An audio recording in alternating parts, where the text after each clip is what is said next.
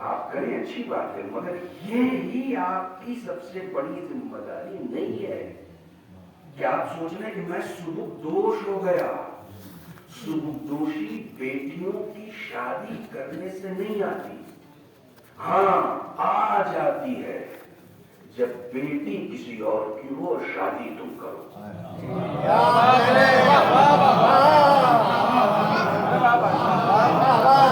اپنی بیٹیوں کی شادی کر کے ان کو سبکدوش سمجھنا کمال نہیں ہے.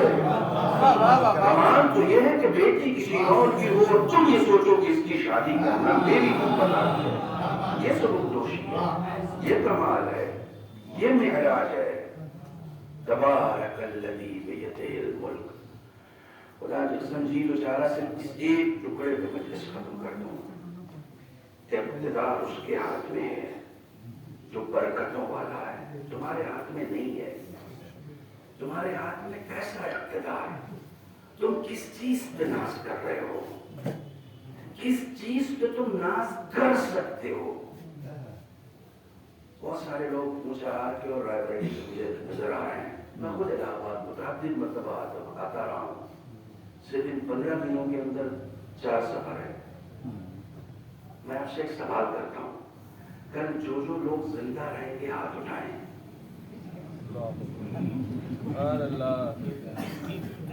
آپ ممبر پہ بیٹھے آپ ہاتھ اٹھا لیں. نہیں مولانا، میرے اندر کی صلاحیت نہیں ہے کہ میں ہاتھ اٹھا کے یہ کہہ سکوں کہ میں کل زندہ رہوں گا. جسے اپنی ایک دن کی زندگی کا یقین نہیں ہے وہ کس چیز کا مالک خود کو سمجھ بیٹھا ہے. ارے تم اپنی زندگی کے ایک دن کے مالک نہیں ہو تو پھر اتنی ساری چیزوں کا خود کو مالک کیوں سمجھ بیٹھے؟ تبارک الذی بیدہ الملک. اقتدار اس کے ہاتھ میں، تمہارے ہاتھ میں ہے ہی نہیں. تمہارے ہاتھ میں ہے ہی نہیں. تمہارے ہاتھ میں کچھ بھی نہیں ہے. جو لوگ خود کو صاحب اقتدار سمجھتے تھے ان کو بھی ایک چھوٹے سے حزب اللہ کے گروہ نے آئینہ دکھا دیا. خود کو صاحب اقتدار سمجھتے تھے، وہ یہ سمجھتے تھے کہ ہم جو چاہیں گے کریں گے. یہ دنیا تمہارے حساب سے نہیں چلتی ہے، اس کے اعتبار سے چلتی ہے جس کے ہاتھ میں اقتدار ہے. اچھا تم برکت والے لوگ ہو ہی نہیں، اس لیے تم ہمیشہ کثرت پہ ناز کرتے ہو. جس کے یہاں برکت نہیں ہوگی وہ کثرت پہ ناز کرے گا. میرے پاس طاقت ہے، میرے پاس فوج ہے، میرے پاس حکومت ہے، میرے پاس دولت ہے. اور جس کے یہاں برکت ہوگی وہ تعداد میں چاہے 72 ہو لیکن جیت اسی کی ہوگی کیونکہ اس کے یہاں برکت ہے. تمہارے پاس کثرتیں ہوں تو ہوا کریں، برکت ہمارے پاس ہے. اور برکت کی تعریف یہ ہے کہ شے کم ہو اثر زیادہ ہو. شے کم ہو اثر زیادہ ہو. الہ آباد میں خطبہ آتے رہتے ہیں، آپ خطابت پھر کسی سے سن لیجئے گا. مجھ سے جیسے میں پڑھ رہا ہوں ویسے ہی سن لیجئے. برکت شے کم ہو اثر زیادہ ہو. یہاں میں فاطمیہ میں یہ بات کہہ رہا ہوں اس لیے کہتا چلوں. ایک لفظ قرآن نے انٹروڈیوس کیا ہے تکاثر. الہاکم التکاثر کثرت کے روٹ ورڈ سے ہے. ان لوگوں پر وائے ہو جو زیادہ ہوس رکھتے ہیں، بہت زیادہ مل جائے کثرت. بس مولانا 2 گھر الحمدللہ الہ آباد میں ہیں، ایک بس یہ سوچ رہے ہیں کہ گریٹر نوئیڈا میں بھی اپنا فلیٹ ہو جائے تو بس زندگی اچھے سے گزر جائے گی. اچھا اب تک اچھے سے نہیں گزر رہی ہے. نعرہ ان کا لگاتے ہو جو گھٹنوں سے توڑ کے روٹیاں کھاتے ہیں، پر تمہیں ہر جگہ ایک فلیٹ چاہیے. یعنی کثرت، کثیر، زیادہ چاہیے.